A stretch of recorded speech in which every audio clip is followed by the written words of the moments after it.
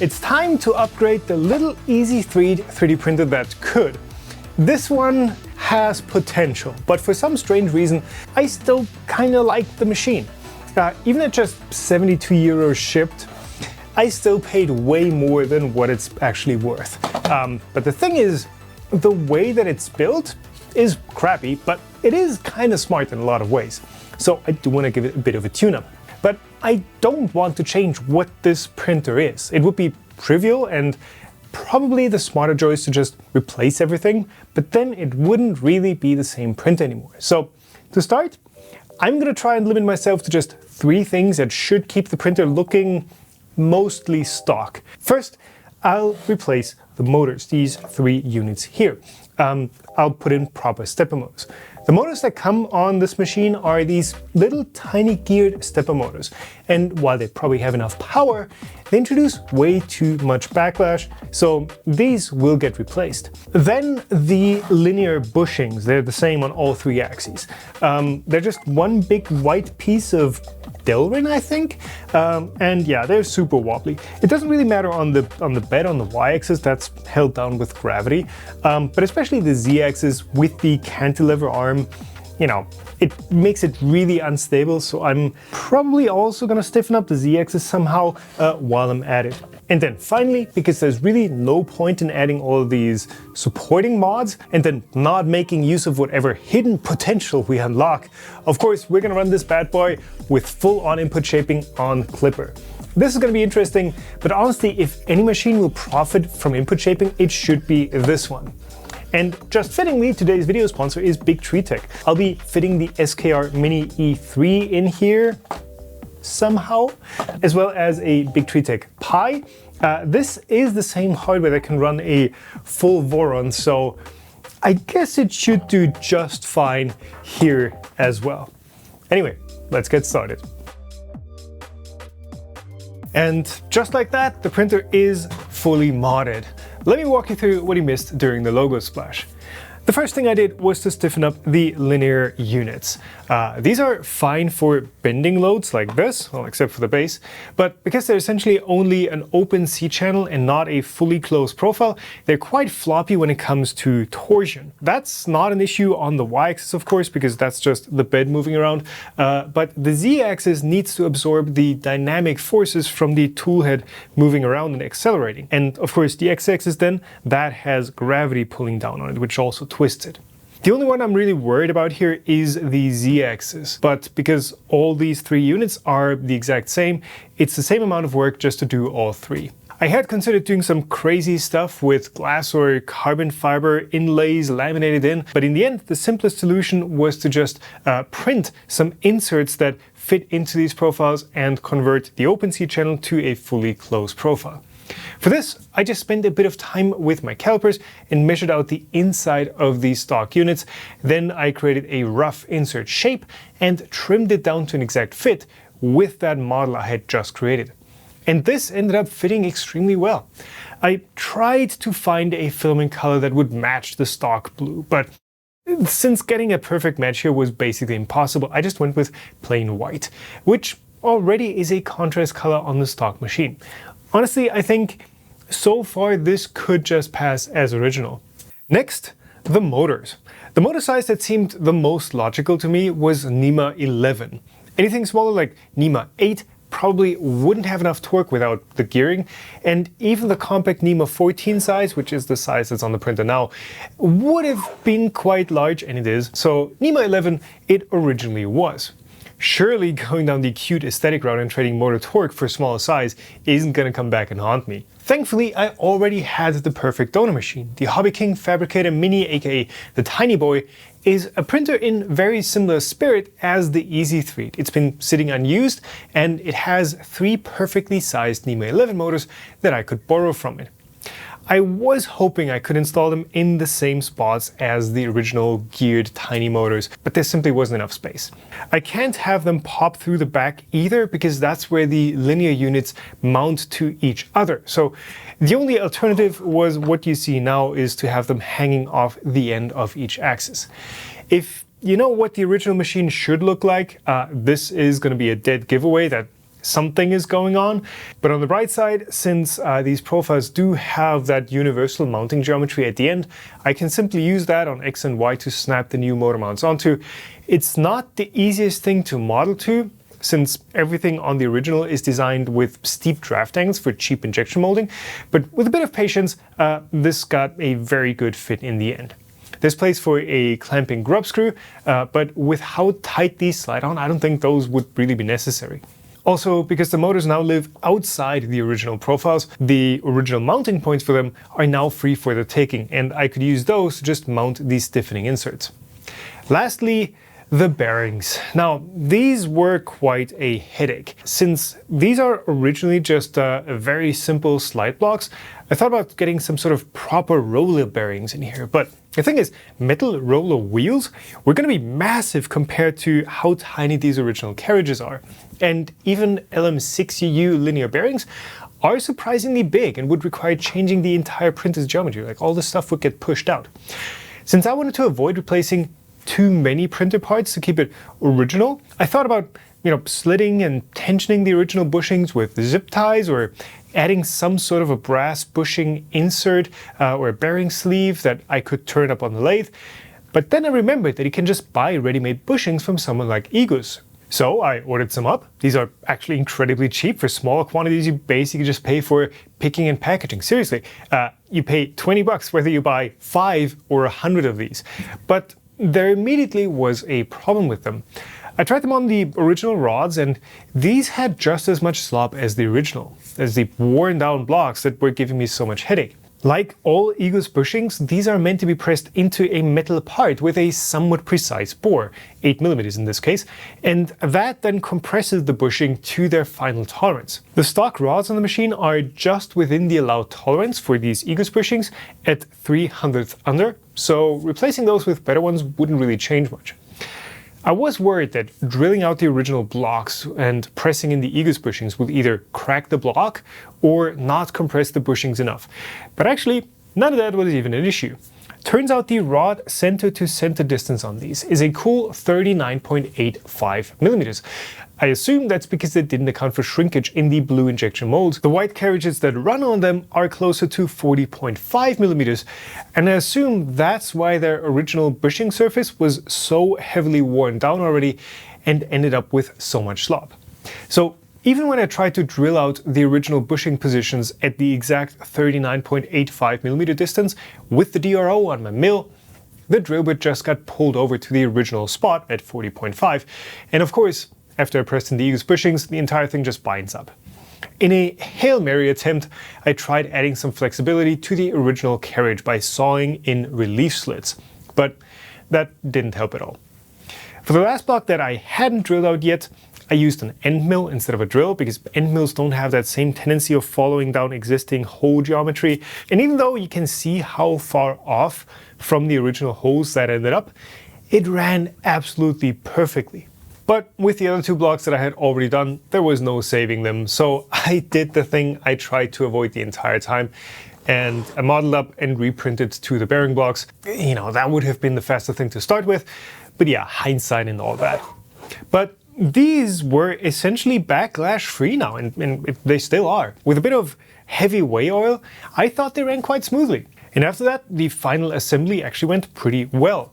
Because I needed thinner 3mm belts for all three axes, I modeled and printed a quick belt splitter that would cut a standard 6mm belt in half, and then all the parts snapped together pretty neatly. Some of the bushings needed a bit of adjustment and convincing to keep them from binding now that the carriages were actually carrying some load, but it all seemed to be going well, so I could move on to the electronics and the firmware. Of course, here I am using the SKR Mini E3 V3 from Big Tree Tech and the Big Tree Tech Pi V1.2. BQ are sponsoring this video and supplied the hardware, but these are the parts that I would have used anyway. For now, I'm just doing a flying setup, and the parts will get neatly mounted later. The goal is to run full-on Clipper with input shaping on here, and while I have used Clipper on 3D printers before, I've never actually set it up from scratch. This is quite daunting because unlike something like RepRap Firmware or Marlin, there isn't just one way to set up Clipper. From how I understand it, the base Clipper software that runs on the Pi, that's called Clippy, and the Clipper firmware that run on the printer's mainboard, those always need to be there. But then on the Pi, there's Moonraker that creates an interface between the Clipper code and whatever web UI you want to use, which ends up being really the only part of the interface you end up seeing. The official Clipper guide uses Octoprint as the web interface, though the most popular one seems to be Mainsail. But then there's Fluiditor, which seems to be newer. Unlike Octoprint, both of those are Clipper specific, and choosing between the three options and finding an appropriate guide would take a bit of reading. Thankfully, that choice is made rather easy for me, because for the BTT Pi there are two system images available. One with a blank Debian Linux install, and one with that same base system, but Clipper, Mainsail, and Moonraker already installed and set up. I think there's also Clipper Screen installed. All you have to do is to add the pre-made config file for the mainboard that you're using in combination with it, and from there you can set up and tune for the specific machine that you're using. One of the first challenges here was that the machine doesn't have any end stops, and I don't plan on adding any. Clipper doesn't let you move the machine at all unless it's homed, and there's no "I know what I'm doing" command, or the ability to tell the machine, "Hey, I put you in the home position, you are home now, I took care of you, it's all good." I am going to set up sensorless homing on the machine eventually, but until then the solution was to create a custom homing routine that just didn't do any actual homing. So I can now just press the home button when the machine is in its home position and start moving the machine from there. But this wasn't looking good. The NEMA 11 motors I used are rated for 0.5 amps, though the info isn't clear whether that's peak or RMS, which is a 40% difference. So just to be safe, I started up by setting the current to 0.4 amps, but that barely got the printer moving. The y-axis could do maybe 25 millimeters a second at super low accelerations, but the x-axis instantly bound up at the far end of the axis. And the z-axis, well, that just didn't want to move at all. I thought this was it, and this project was over. I just really couldn't see how this setup would ever be able to move well. So I gradually started increasing the current until the motors were set to 0.6 amps, and I started getting mighty close to the softening temperature of the PTG motor mounts. And to my surprise, with a bit of running in, I could get both the X and Y axes up to 600 millimeters a second at 9K accelerations.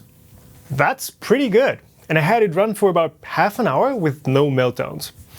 I don't know if this is going to be reliable for actual prints, but at least it seems we do have some headroom there. The Z-axis though, yeah, that just wasn't going to fly. So here I dug through my parts bin and found some surprisingly beefy NEMA 14 motors, the ones that are on the machine now, with a slightly modified mount. I easily got it to drive the Z-axis. And you know what? Putting these on X and Y is going to look ridiculous, but I mean, I think we've already crossed that point. So I took off the small NEMA 11 there as well, printed some more motor mounts, and finally we could get some moves out of the machine. So let's start with 1000 millimeters a second at 20K accelerations. Yeah, that'll do. I could crank the current a bit more, these motors still have headroom, but right now these motors stay completely cool and they have plenty of torque to spare. Plus, with the massive heatsink on the SKR Mini, the drivers on here just stay completely cold to the touch as well. The printer's mechanical setup isn't gonna change anymore at this point, so now would be a good time to get everything buttoned up. The underside of the printer does fit the original mainboard fairly well, but there's simply not enough space for the SKR Mini and the Pi, so having to extend out the base is a bit of a given at this point. And while we're at it, I thought that would be a good opportunity to also tie the Y-axis into the rest of the machine a bit better. To model this spacer, I plopped the entire printer onto a 2D flatbed scanner, included a steel ruler for scale, and then imported that scanned image to model off of. This worked incredibly well, and for simple stuff like this is so much easier and more precise than even most 3D scanners. We do have plenty of spare GPIOs on the Pi, so I do eventually want to tie in the buttons that are on the machine that do start print, move to the 4 homing corners, and load unload filament. I do eventually want to tie those in and replicate that functionality in Clipper, which should absolutely be possible, but because I'm running short on time, I'm leaving this for future Tom to figure out. For mounting the electronics, yes, there are mounting holes, but VHB tape has served me pretty well in the past, so that's what I'm going to use here again. I can wire manage the new stepper motors into the existing wire loom, and with everything buttoned up, I thought as a last finishing touch, adding a reverse Bowden would probably be a good idea to make sure the spool isn't going to be tugging on the toolhead directly, with the printer now running at like 20 times its original speed. Next, it was time to run a quick PID auto-tune. This little wannabe hot end is actually incredibly quick. I think they're just using a 5-volt heater on a 12-volt supply here, but speaking of the power supply, this was also the moment when the original 2-amp supply simply wouldn't do anymore, so I upgraded to a standard 5-amp unit that just plugs into the same barrel jack. And now, of course, the next part is to auto-tune the kinematics using Input Shaper and the big TreeTech S2DW. This is the point where I really started appreciating the way Clipper works, and I did get a bit angry with myself that a couple of annoying kids managed to keep me from trying it for so long. The S2DW is a high-speed accelerometer with an RP2040 microcontroller, and instead of having to wire it into some I2C or SPI bus, you just plug it into USB on the Pi. And the cool thing is, this also runs the same Clipper MCU firmware as your printer's mainboard.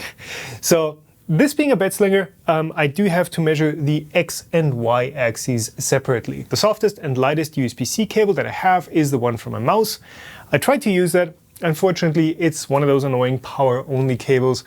With a new cable, I could simply screw the S2DW to the head, run the measurements for X, screw the S2DW into the bed, and run the same for Y. Clipper has a neat script that shows you essentially the frequency response of each axis and suggests an input shaping config that, according to its math, is going to give you the best results. I have little experience with what I should be looking for here, and honestly, I think that tuning an Easythreed printer is not the best learning environment for this. But hey, this all was pretty easy, and I'm pretty confident that the folks making Clipper figured out some way to give good suggestions here. Consulting with the wiki, I chose the standard MVZ shaper, added the suggested values to the config, and the machine is ready for its first print. For this, I borrowed the Mark IV print profile because it's basically the same machine, right? Just that this is a lot lighter on X and Y. So for good measure, I cranked the acceleration a bit more. 47-minute benchy, let's go.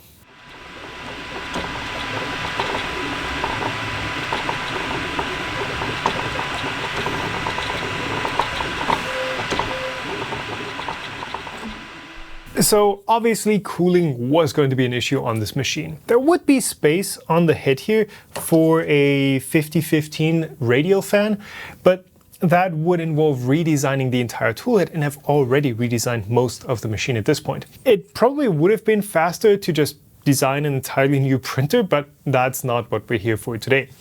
Aside from that, the benchy actually looks pretty good. There's a bit of a stepper motor pattern and input shaping warbliness happening here, but I am surprised with how well the little extruder and wannabe hot end are keeping up.